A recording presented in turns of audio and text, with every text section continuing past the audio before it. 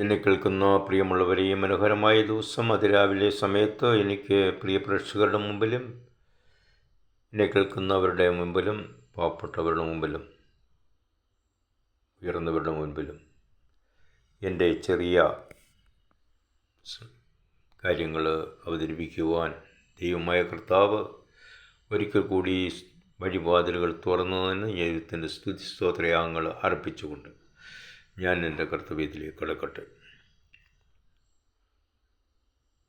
ആദ്യമായി കേരളത്തെ ഞെട്ടിപ്പിച്ച, കേരളത്തെ മുഴുവനും മാനസികമായി തകർത്ത് കളഞ്ഞ, ദുഃഖത്തിലാഴ്ത്തിയ ഈ വലിയ സംഭവത്തിൽ, വയനാട് സംഭവത്തിൽ അഗാധമായ ദുഃഖവും പ്രയാസവും രേഖപ്പെടുത്തിക്കൊള്ളുന്നു. ആ കുടുംബങ്ങൾ, ആ പ്രദേശത്തുള്ള ജനങ്ങൾ, കഷ്ടത അനുഭവിക്കുന്നവർ, മരണപ്പെട്ട തങ്ങളെ പ്രിയപ്പെട്ടവർ മരണത്തിൽ ദുഃഖിക്കുന്നവർ, അവരുടെ ദുഃഖത്തിൽ ഞാനും പങ്കുചേരുന്നു. അവരോടൊത്ത് എനിക്ക് പോയി പ്രവർത്തിക്കാൻ സാധിക്കുന്നില്ല എങ്കിലും ദൂരെ ഇരുന്ന് അവർക്ക് വേണ്ടി പ്രാർത്ഥിക്കുവാനും സർവശക്തനായ ദൈവത്തോട്, ഈശ്വരനോട്, അള്ളാഹുവിനോട് എല്ലാവരും പ്രാർത്ഥിക്കുന്ന പോലെ എനിക്കും പ്രാർത്ഥിക്കുവാൻ ദൈവമായ കർത്താവ് വഴിവാതിൽ തുറന്നതിനായിട്ട് വീണ്ടും വീണ്ടും സ്തോത്രം ചെയ്യും. പ്രിയപിതാവെ, കഷ്ടപ്പെടുന്നവർ, ദുഃഖിക്കുന്നവർ, അനാഥരായവർ, സർവ്വവും നശിച്ചവർ ഇന്ന് കഷ്ടപ്പെടുന്ന ഈ അവസ്ഥയിൽ ഞങ്ങളാൽ കഴിയുന്ന സഹായങ്ങൾ, സഹകരണങ്ങൾ ചെയ്ത് പ്രാർത്ഥനയിലും പ്രവർത്തനങ്ങളിലും ഞങ്ങളാൽ കഴിയുന്ന സഹായ സഹകരണങ്ങൾ ചെയ്ത് ഞങ്ങളെ സഹായിക്കുവാൻ, അവരെ സഹായിക്കുവാൻ, അവരുടെ ദുഃഖത്തിൽ പങ്കുചേരുവാൻ സർവശക്തനായ ദൈവത്തോട് പ്രാർത്ഥിക്കുവാൻ, പക്ഷപാതം ചെയ്യുവാൻ അടിയങ്ങൾക്കും കൃപ തന്നതിനായിട്ട് വീണ്ടും സ്തോത്രം ചെയ്യുന്നു. സകലമാനവും മഹത്വം കടത്താട്ട് യേശുവിൻ്റെ നാമത്തിൽ അപേക്ഷിക്കുന്നു. കൃപയുടെ കേൾക്കണമേ. ആമേൻ. എന്നെ കേൾക്കുന്ന പ്രിയമുള്ളവരെ, അതാത് മതത്തിൽ പെടുന്നവർ അതാത് മതത്തിൻ്റെ ആചാരാനുഷ്ഠാനങ്ങളിൽ വിശ്വസിച്ചുകൊണ്ട് അവർക്ക് വേണ്ടി പ്രാർത്ഥിക്കുക, അവരുടെ കുടുംബത്തിന് വേണ്ടി പ്രാർത്ഥിക്കുക, അവരുടെ ഉദ്ധാരണത്തിന് വേണ്ടി പ്രാർത്ഥിക്കുക. തകർന്നു പോയ ആ സംസ്കാരം വീണ്ടും പുനഃസ്ഥാപിക്കുവാനായിട്ട് നമുക്ക് പ്രാർത്ഥിക്കാം, പ്രവർത്തിക്കാം. ദൈവം അതിന് സഹായിക്കട്ടെ. ഇന്ന് കാണുന്നത് നാളെ കാണത്തില്ല. ഇന്ന് കാണുന്ന കുന്നുകൾ, അല്ലെങ്കിൽ പർവ്വതങ്ങൾ, നദികൾ, കായലുകളൊക്കെ നാളെ കാണുന്നു വരത്തില്ല. മനുഷ്യൻ കെട്ടിപ്പടുക്കുന്ന എല്ലാ സ്ഥാനങ്ങളും, എല്ലാ സ്ഥാപനങ്ങളും ഒരു സുപ്രഭാതത്തിൽ ചിലപ്പോൾ ഒഴിച്ചു പോയെന്ന് വരാം. ഇതുപോലെ വലിയ അനർത്ഥങ്ങൾ കേരളക്കരയെ നോക്കിക്കൊണ്ടായിരിക്കുന്നു. നമ്മൾ 24 മണിക്കൂറും ദൈവവുമായി, ഈശ്വരനുമായി, അള്ളാഹുവുമായി അവരവരുടെ മതാചരണപ്രകാരം ദൈവത്തിൻ്റെ അടുത്തേക്ക് കടന്നു ചെല്ലുക. ദൈവം വിടുതൽ തരും എന്നുള്ളത് ശരിയായ കാര്യമാണ്. ദൈവത്തിൽ ആശ്രയിക്കുന്നവരെ ദൈവം ഒരിക്കലും തള്ളിക്കളഞ്ഞിട്ടില്ല, തള്ളിക്കളയുകയില്ല. കഷ്ടതകൾ, പ്രയാസങ്ങൾ, ദുഃഖങ്ങളൊക്കെ വന്നാലും അവരെ ജീവിച്ച് സന്തോഷത്തോടും സമാധാനത്തോടും ഐശ്വര്യത്തോടും ജീവിക്കുന്നതായിട്ട് നമുക്ക് കാണുവാനായിട്ട് കഴിയുന്ന കാര്യങ്ങളാണ്. ഇന്ന് പല മതപ്രവാചകന്മാരും, പണ്ഡിതന്മാരും, മതശ്രേഷ്ഠന്മാരും, പുരോഹിതന്മാർഗവും സന്യാസി വീരന്മാരും പറയുന്നു, പ്രവർത്തനമില്ല. രാഷ്ട്രീയ നേതാക്കന്മാർ പറയുന്നു, പ്രവർത്തനമില്ല. അത് ശരിയല്ല.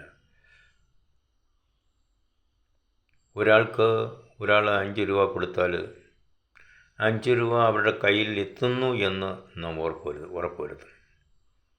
നമ്മൾ വയനാടിന് വേണ്ടി കൊടുക്കുന്ന തുകകൾ ആരുടെ കയ്യിൽ കൊടുത്താലും അത് അവരുടെ കയ്യിൽ എത്തുന്നു എന്നുള്ളത് നമ്മൾ ഉറപ്പുവരുത്തണം.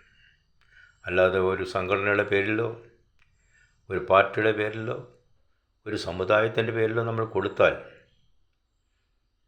അതിൽ 3/4 ഭാഗവും അവരടിച്ചു മാറ്റുന്ന അവസ്ഥാവിശേഷമാണ് നമുക്ക് കാണുന്നത്.